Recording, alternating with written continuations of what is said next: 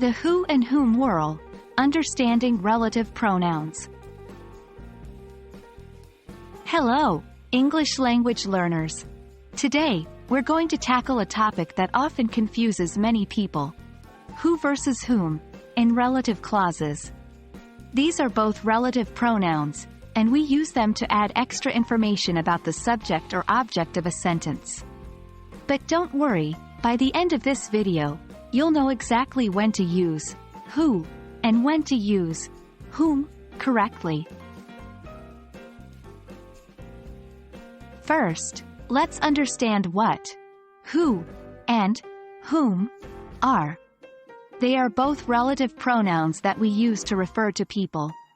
The difference between them lies in their grammatical roles. Who is a subject pronoun, just like he, she, or they. We use who when the person we're referring to is doing the action. For example, the woman who is wearing the red dress is my aunt. Whom is an object pronoun, like him, her, or them. We use whom when the person is having something done to them, or if they are the object of a preposition. For example, the man to whom you gave the book is my professor. One common mistake is using who instead of whom, and vice versa. This often happens because in casual conversation, many English speakers tend to use who for both subjects and objects.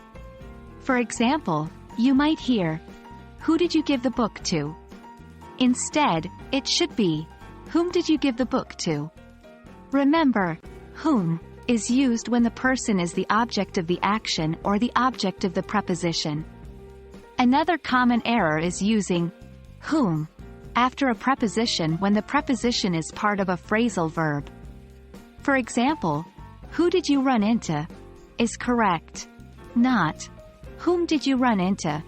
because run into is a phrasal verb, not a verb followed by a preposition. If you're still finding it tricky to decide whether to use who or whom, here's a simple trick.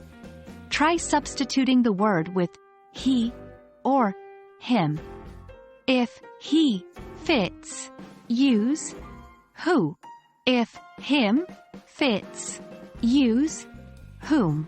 For instance, if you're unsure about the sentence, "This is the person ___ you met at the party," you can test it by saying, "You met him at the party," not "You met he at the party." Therefore, the correct sentence is, "This is the person whom you met at the party."